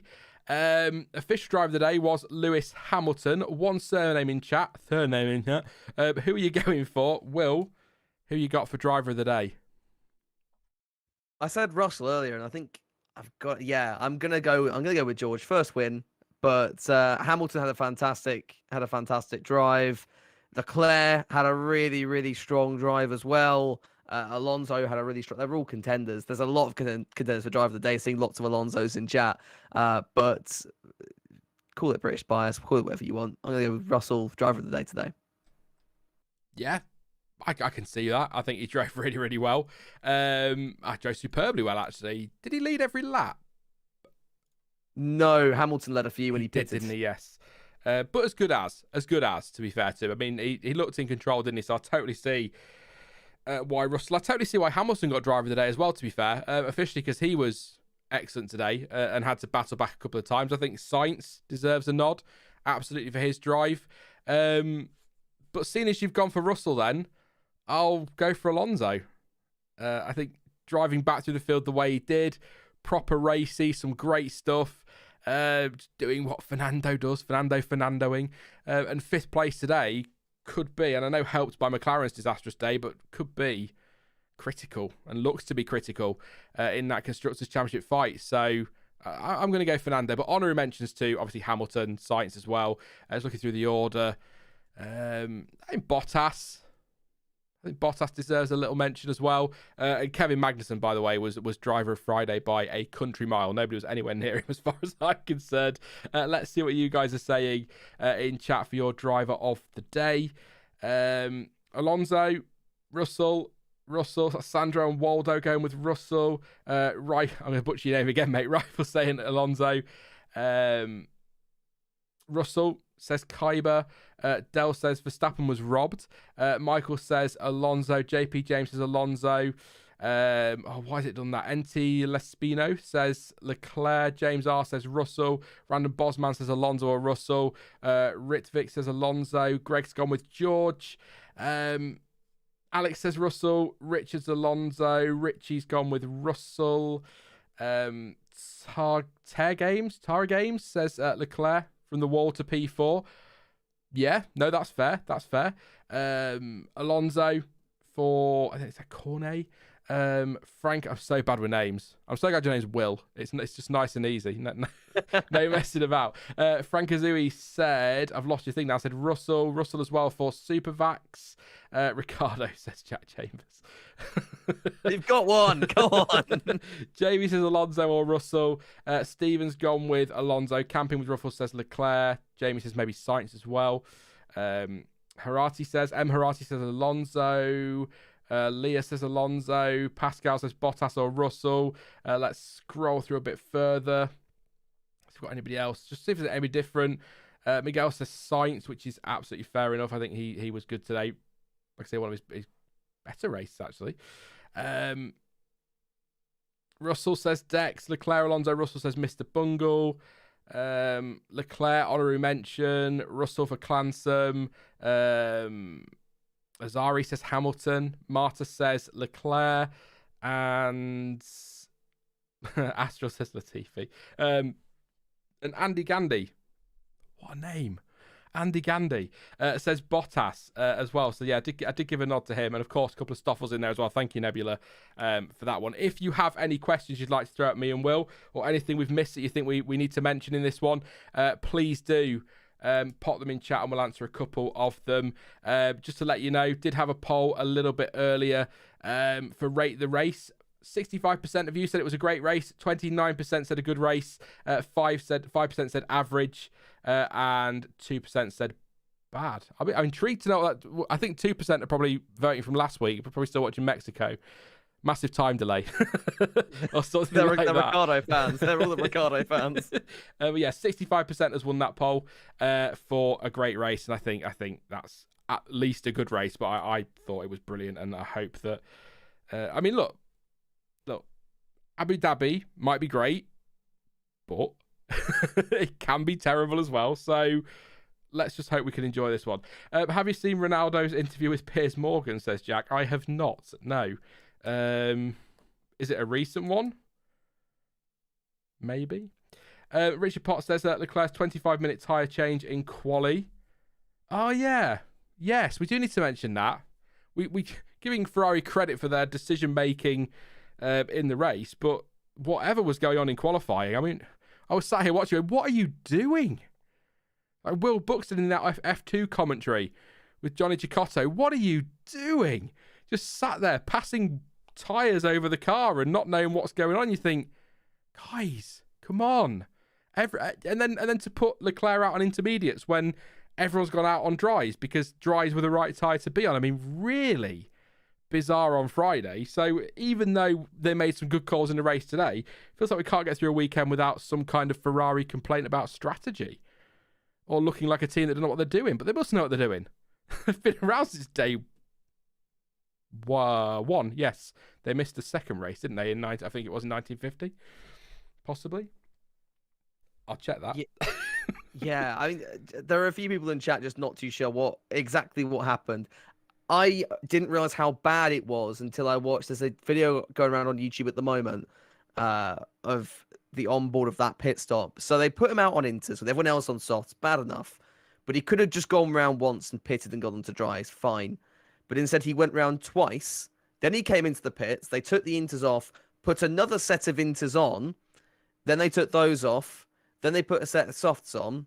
Then they took that set of softs off. Then they put another set of softs on, and then finally let him go. It was it was peak Ferrari, wasn't it?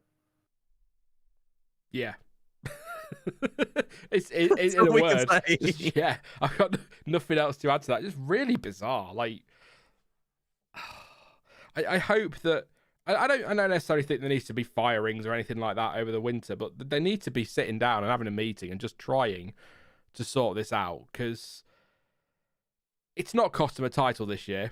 They were not in this. You know, there's a point where it looked like we were going to get a great season in terms of a championship fight. It didn't happen.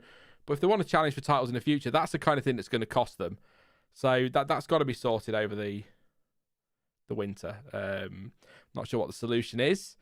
Maybe kidnap some staff from Red Bull and from Mercedes, or, you know, hire them legitimately.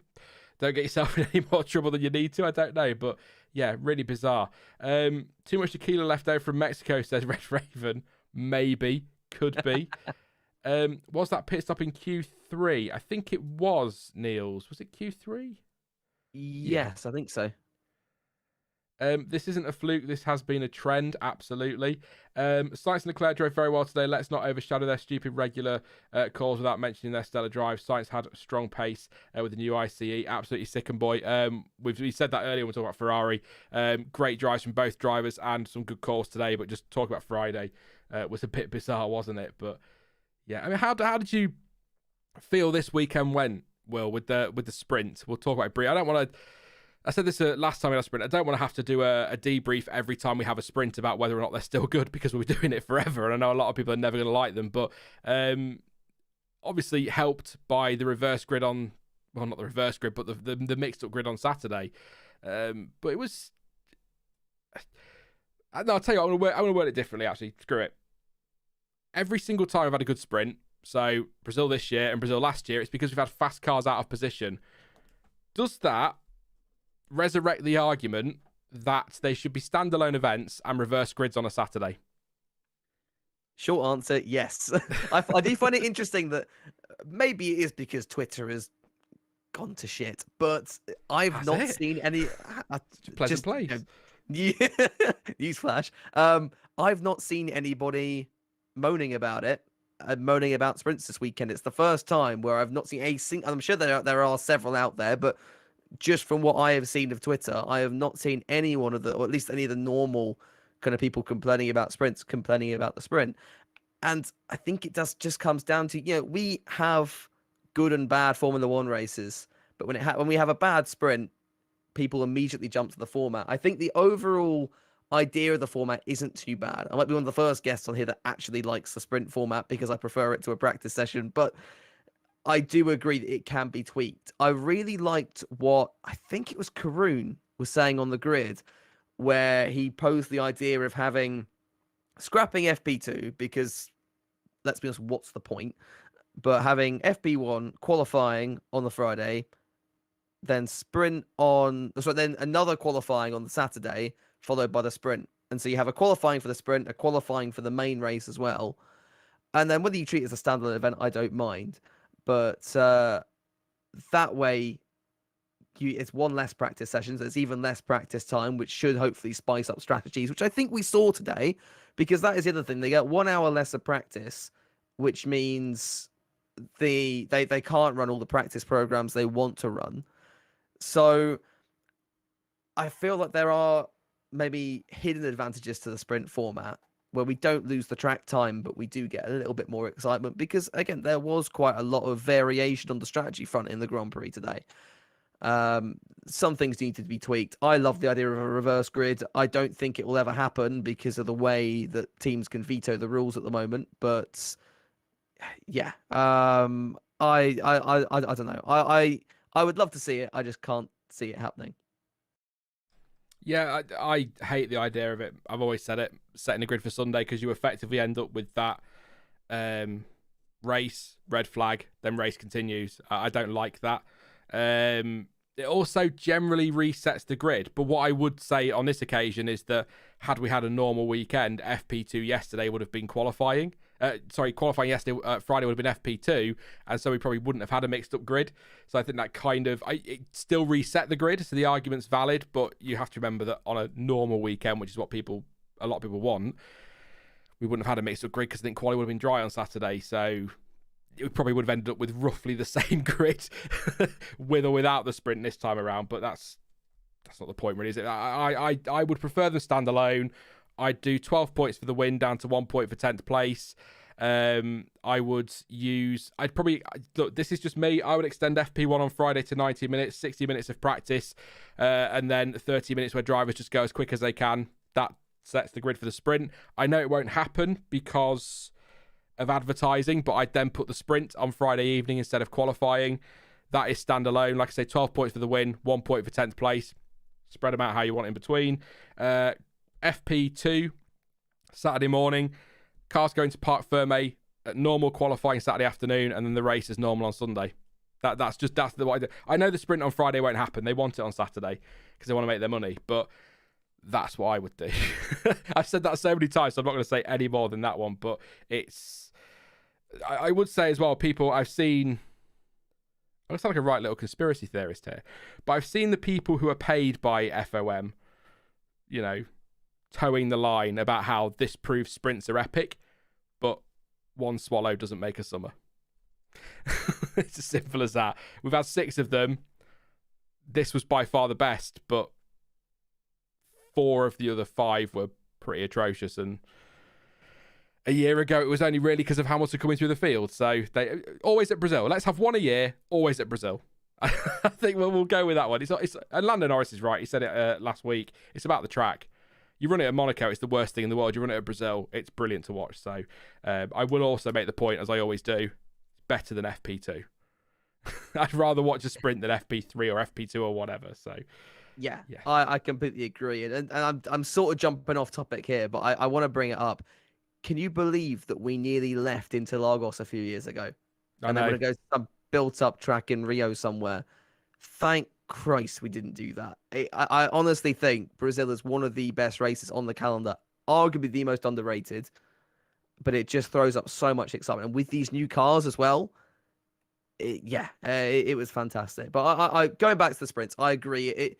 They do need to pick very carefully where they do it. Austria, I think, again, is quite a nice spot for a sprint. Bahrain. I just don't feel like Bahrain could be a good one. Yeah, I'm just trying to think, and it does come down a little bit to an issue with the cars being too big, an issue with the tracks just being a bit rubbish in some cases, to be honest.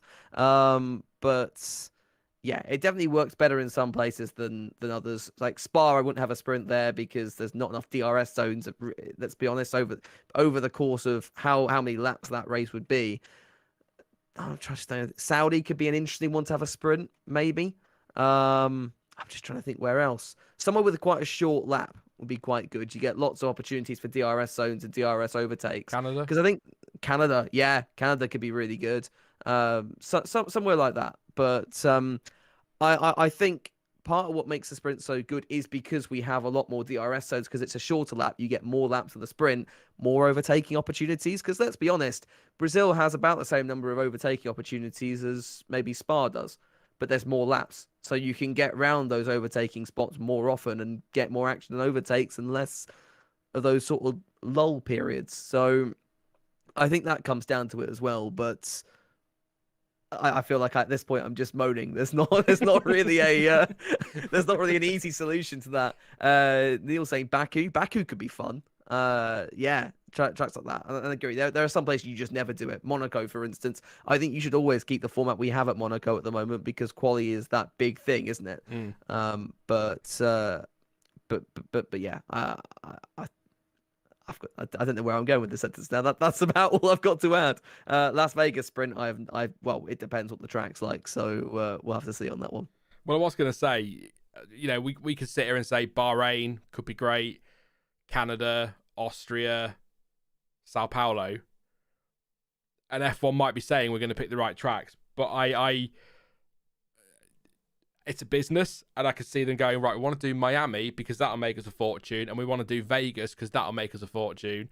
And you think, oh yeah, yeah, so, it'll all be money based. if they can get, you know, 3 or 4 at the right tracks, and then if they want to chase the money, then do that. Then maybe it's I don't know. Look, I'm old school. I like my race weekends as they are. It's been the same largely all my life, so I'm quite happy with it as it was. But I'm not anti-sprints. I just think there needs to be some tweaks. I'm also not sure who F1 are asking, because they keep saying, oh, well, the feedback we've had is that the fans love it. And it's like, I look at Twitter, I look at my comment section I put a pinned comment up on the preview this week, 40 replies, and most of them were get rid of them. People in chat I've seen tonight say, I'm not sure who they're asking. I'm assuming a mirror or something like that. I assume they're asking the same person that said that Sergio Perez told Helmut Marko he crashed on purpose in Monaco. Yeah, so... Tom.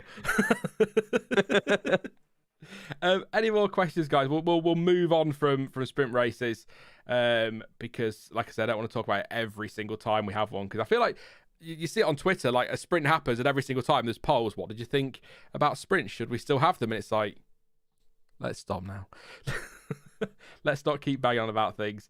I'll scroll back and see if there's any questions that I've missed, but a lot of it is about Ferrari strategy and sprints. So don't want to go over that again. And now my chat's not refreshing. I'm just trying to think of anything that's happened this weekend that we've not covered that we really need to talk about. We've talked about sprints. We've talked about Ferrari in qualifying. We've talked through every team and every driver in the race. Greg says, if Gasly gets a ban, who does Alpine get to replace him? No Piastri, Hulkenberg, De Vries. That would be my thought, but I'm not sure on a super license situation. Where does he finish in the championship after this year, though? Because I think he's got to be quite high up there, surely. So he might be okay after this year. Otherwise, get Danny Rick in. I wouldn't say no to that. Because the thing is, it's so Gasly won't get a rate. It depends. I don't know. Me and John were having this chat yesterday in DMs briefly on Twitter. You would assume that if you picked up penalty points, let's say in Abu Dhabi qualifying, that your race ban would be for the next event, which would be Bahrain next year. But then Raghunathan got a race ban, I think it was Raghunathan, got a race ban, and then he was out of the race that same weekend. So trying to work out what the rules are. So if Gasly got 2 points in qualifying or practice in Abu Dhabi, would he miss the race in Abu Dhabi, or would it be Bahrain? Was Raghunathan not the reason they changed it? I think he got that penalty point, or that final penalty point in somewhere like Abu Dhabi. And he was allowed to do, well, he got it in practice or qualifying, and he was actually allowed to do that race. He wasn't he? Yeah. And that's why they've now changed it. So I think so if he gets it in practice, for instance, he'll get banned from the race itself. And if he gets it in qualifying, then just no one will replace him because the car's in part firmer. They can't put another driver. It was like when Mazepin got COVID at the end of... I've said the bad word, sorry. When Mazepin got... Said it again. The illness that... Oh, sorry, yeah, that one as well. It was that when Mazepin got the illness that we're not allowed to say over here, they couldn't replace him because they'd already had qualifying. So unless Gasly makes an idiot out of himself in practice... Alpha Tauri won't have to worry about that. But if it's Alpha Tauri choosing who replaces him, De Vries would be a good bet. It'd be good, yeah. Get some experience. Get him in early. Yeah. Well, if Pierre is wanting to get rid of his points, he's got 4 more opportunities then in Abu Dhabi. He'll speed through the pit lane 4 more times. Come on, I want penalty points. I'm not sure, but he's not going to ban this time, so we'll see what happens. Let's do a couple of questions and we'll wrap up. I'm actually a bit later than I thought I was. Sorry. What do you make of Mick Schumacher potentially losing his seat? Asks Pascal. I kind of said a bit earlier on that, Pascal. I could see why Haas might want to make a change, but the options they have in front at the moment are Hulkenberg and Schumacher. I would take Schumacher, but I was doing some stuff earlier. I've deleted it from my phone because I made a point of writing down and deleted it for some reason, but they're talking about consistency and how that's what they're looking for in a driver, which I totally get. But actually, when you look at Mick Schumacher's current form, this season in my stats, he's outraced Kevin Magnussen this season. He hasn't outqualified him, but looking at the last few races, so where should we go from? Let's go back to I think the Dutch Grand Prix is where I first remember him first coming good. But if you go back through the results over the last 10 Grand Prix, he's out racing Kevin Magnussen, and I think he's outscored him. So that, to me, looking at Kevin Magnussen's start to the season, that's more about where the car is rather than where the drivers are. There's no denying Mick Schumacher was crashing too much in the first half of that season. There's no doubt about it, and I totally get that. But I'm just looking at last 10, so let's count back. Excluding today, 1, 2, 3, 4, 5, 6, 7, 8, 9, 10. He's outscored Kevin Magnussen, I think. Just. It's only just. If you send it to the last 11 excluding today, he's outscored him a bit more heftier, in a bit more a hefty way. So I just don't think it's... I don't want to use your word fair because F1 isn't fair, but I think people that are saying he's been trashed this season and then saying Magnus has been amazing are not looking at the second half of this season, for example. It's been based off because he crashed early on in the season a couple of times. Yeah, Heavily everyone. crashed. Yeah, I was about to say everyone remembers him splitting the car in half in Saudi, but what people only forget is Monaco, but Saudi especially, he was on to get into Q3 for the first time. That would have been a really strong weekend for him, and one that I really think he needed, because I think Bahrain this year was a wake up call with Magnussen coming in and wiping the floor with him pretty much, and then he seemed to have got it together at the start of the Saudi Arabian GP weekend. Then he threw it into the wall. Then he was out of the race as a result of that crash. And it's a shame because the Haas was looking really good, not just at that point in the season, but on that race in particular.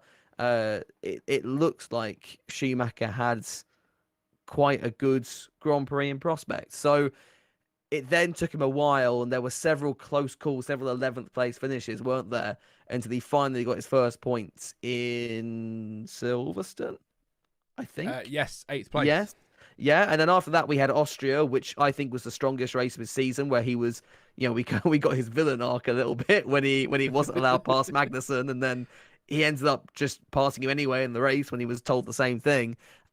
And yeah, I don't think if we do lose Mick at the end of the season, unlike say Vettel and Ricciardo, I don't think this is the last we've seen of him. I feel like Audi will pick him up, but just to put my sort of 2 cents on it, you've got, if you're choosing between, well, they initially had 3 drivers in mind. They had stick with Mick, go to Hulkenberg, go to Giovinazzi. Jesus, you can get rid of straight away because it's Giovinazzi, and his FP1 performance in Austin was enough to tell me that he didn't deserve us. I mean, his Formula E result, where in what was quite a weak Formula E grid, he wasn't able to get a point, said enough about his future prospects at the top level of motorsport.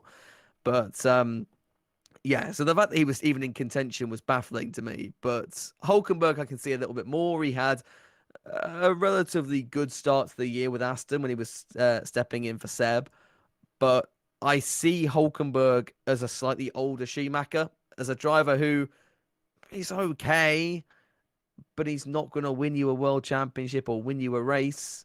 And you're also about to put him with your current star driver in Kevin Magnussen, and we know how those two do or don't get along. I feel like you're just unnecessarily rocking the boat for a driver who will demand more from a pay side of things. I don't think will get you many more results. He might save you a bit of money in the crashes, but Mick has come good there. So yeah, or win you a podium is what I've just seen from the second boy. Yeah, nice. And I like Hulkenberg, I really do, and I like Mick Schumacher. I like both of them, and honestly, I'd like to see both of them back in Formula One next year. But the reality is, we're not going to get that. I just feel like there's more you could get out of Mick in the long run, because K-Mag, he's not a long-term driver, I don't think. No. He's I feel bad calling him a veteran in Formula One. He's not been around he's been around since 2014. It's nearly 10 years now. He's also only 30. Yeah, exactly. So compare that to Mick, I think has a long way to go. And there have been signs of progression this year. He has still had crashes in the second half of the year. I've seen someone just bring up Japan. Yes, he did bin it in Japan, but I feel like that's more of an anomalous point in the second half of the season, which your stats have backed up, to be fair, Sean. So, yeah, I would stick with Mick. I don't think they will, but it's Haas, and they've rarely been known to make the best decisions when it comes to these sort of things. I'm waiting to see MoneyGram turn out to be some, front for a drug operation. Who knows? Like, knowing Haas, that's the way it's going. So, yeah, it's just Haas doing Haas things. So I think it'll be Hulkenberg, but I know Mick is supposedly in talks with Audi about a DTM drive or something in the German categories, and that wouldn't shock me if he came back and maybe replace Zhou in a couple of years at Alfa Romeo when they become when they become the Audi works team. And I think that could be his sort of second birth, so to speak. That's a really weird way of putting it, but I started down that sentence. Michael Scott. I started down that sentence. I had no idea where it was going to end, but yeah, it's a shame, but because I think Mick has a lot more to give in Formula One, and from a marketability point of view, he's got a lot more than the guy who's got the record for the most races without a podium. So, yeah, that's nothing against Hulkenberg. I think he's a very good driver, but he's had his time. Give Mick another shot. John T says Mick takes 1.5 seasons to get up to speed. F1 has proved no different to this trend. Red Raven says, as I've said times and times before, Schumacher needs to adjust to new cars, new series, etc. Effectively, this was his rookie season because could you really count last season? And that's then Adonis says, if it's not Hulkenberg or Mick, who's the best outside surprise drive? Maybe Palou or someone. Interestingly enough, Adonis, a lot of people, I didn't even think about it to be honest, said to me, or I say a lot, like 3 people, which is a lot to me, but three people said to me that if they were in that position, having to pick a driver to replace Schumacher, they'd go for Pourchaire. Because I think that the feeling is at the moment, yes, he is a Sauber young driver, but with Zhou there at the moment and Bottas probably not going to go anywhere for a while if he keeps up what he's doing, and maybe Mick Schumacher in the future, where does Pourchaire go? So a move to Haas wouldn't be a bad one for him, and I think that actually it'd be a great signing for Haas as well. So that would be my outside shot for that one. But I think the driver market in 2026, and we are planning something for the winter on this, by the way, but in 2026 it's going to be really fascinating. So the summer, if you like, of 25, when everything starts to ramp up for the rules change again. Yeah, so that would be my shout. I'll leave it there. A couple of quick fire questions or comments, and then we'll wrap it up because it's getting on for 11 o'clock here in the UK and midnight in Europe and whatever time it is where you are. For some of you, it's like, oh, come on, Sean, I've got all day, mate. No worries, but some people want to get to bed. I'm teaching tomorrow at 8:30, so... let's see. Colton Herter to Haas says Miguel. I still think there's possibility there could be a link. The AlphaTauri link could be something. If the rumours they could be sold are true. A lot of rumours in F1, as you'll have noticed. But if they could be sold, maybe he could end up there with Andretti. But I don't know. We shall see. Who's the favourite for 2023 round 1, says Sick and Boy. Oh, God. You asked me to predict that far ahead. I mean, I've got this weekend shockingly wrong again. So I'll say Red Bull at the moment. I think Mercedes have got a shot. They're back in the hunt now. But I still think Red Bull have got something. So up their sleeve for next season. I don't know what it is. Haas won't go for a rookie, says Richard. They don't like the gamble, do they, on that sort of thing? Yes, the suck my balls thing. Yes, that's going to be great next year. The idea of Hulkenberg and Magnussen in the same team could be fun. And okay, we'll end on this one then. We'll stick with it for some driver market stuff. Super quickly from Greg says, okay, so if Audi are weighing up Mick, who would you take, Mick over Zhou? Would you take Mick over Zhou? Ooh, that's tough. It's tough because they're both, I feel, in very similar situations in that neither of them have had bad seasons overall, and they seem a little bit underrated, but neither of them have particularly set the world alight. I agree. Zhou has had these sort of 1 or 2 races where he's been really, really special, but I don't know whether this is me sticking with my kind of early thoughts when he was first announced as an Alfa Romeo driver, and they passed up on Ilott, but I was just like, he's just all right. He doesn't, he doesn't excite me, if that makes sense. So yeah, Mick, I feel in the long run, if he's given time, then he could do more than Zhou. But again, I don't see either of them as next generation talents, if that makes sense. So yeah, it's a tricky one. It's and just to throw in, and I'm going to say this now so we can come back if need be. Round 1, 2023, Esteban Ocon. I'm going to put that name out there just to spice things up. But yeah. And on that note, and on that little hand grenade, I'm going to ask no more because I think that could be quite fun. I mean, look, Alpine are moving in the right direction, aren't they? So who knows? It could be. I want to see that race, Will, quite frankly. In fact, screw it. Let's fast forward to March. Let's go straight into the next season. We don't need a break. We do. Yes. We definitely do. Thank you very much, Will. It's been an absolute pleasure, mate, to finally get you on one of these streams. We're going to end it there for tonight. Great to talk to you. Great race. And hopefully we're going to have an epic finale in Abu Dhabi with absolutely zero controversy. Please. Oh, yeah. Thank you so much for having me. Appreciate it. And thank you to everyone watching as well. Yes, thank you very much, Will, and I'm sure I'll talk to you again soon. Thanks to Will, and thank you to all of you guys as well for tuning in. That is it for this one, though. I'm going to go to the end screen, but warning to patrons, Sean's a donut and completely forgot to update this one. The videos are done, but I forgot to do this, so apologies. I will get this done before Abu Dhabi. That is it for this one, though. I will be back on Thursday for, as Miguel's pointing out there in chat, the final tyre talk time of the season, or as some people may know them, the final preview of the season. And of course, the final reaction stream will be live next weekend, much earlier than this one, at around about, I would say, 4:30-ish UK time in the afternoon.